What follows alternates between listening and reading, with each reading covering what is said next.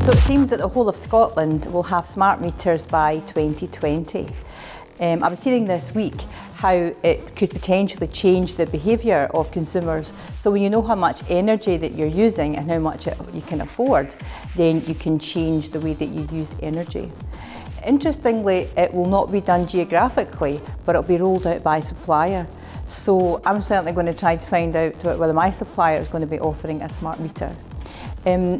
Important things that public agencies will be able to do with smart meters. For example, the NHS can send a patient home and know that they're going home to a warm home because they'll be able to use a smart meter to put some money to ensure that that person can go home to a warm house.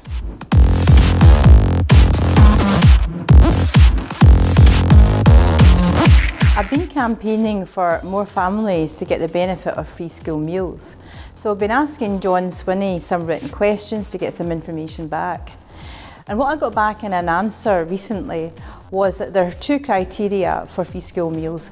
The second one is qualification for working tax credit. And it would seem that if your income is less than £6,420, then you qualify.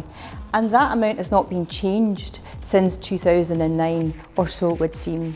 So I'm on a mission to find out why that's the case, and hopefully I will persuade the Scottish Government to increase that threshold so that more families can qualify for free school meals.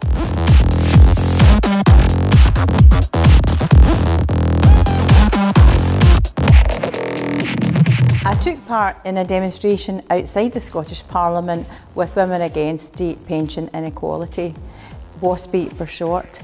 Now, these women born in the 1950s were recently told that instead of retiring at 60, they had to retire at 65, and that was to equalise the pension for men and women.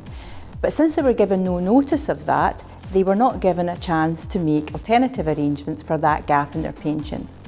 So they're calling for a bridging pension to give them an opportunity to make alternative plans. And I'm going to be supporting them in that. And although it's not a matter for the Scottish Parliament, it's a matter for Theresa May's government. I'm joining with other politicians across all the political parties to back this call.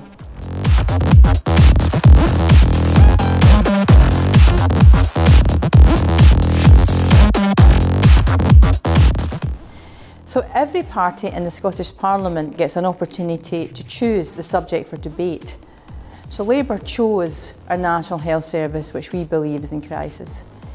Many constituents have written to me and other MSPs complaining about extended delays in operations and about the threat of hospitals which might close in the future. Working with the other parties across the opposition, we managed to defeat the government by 64 votes to 62. And although the Scottish Government do not have to accept the will of Parliament, we're calling them to accept that we are representing public opinion and that they should do something and prevent these closures of our hospitals.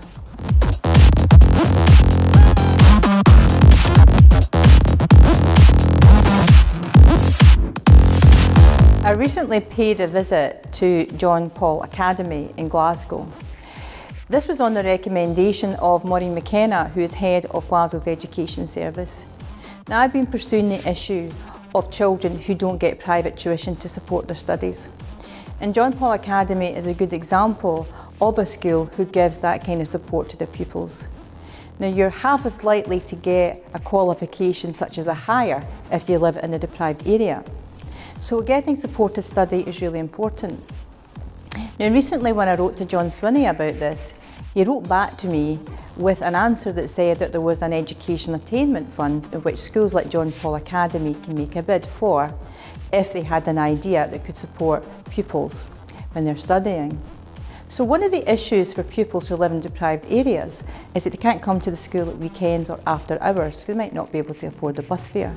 So the idea that John Paul Academy had is that they would use the minibus to be able to pick pupils up and take them into school.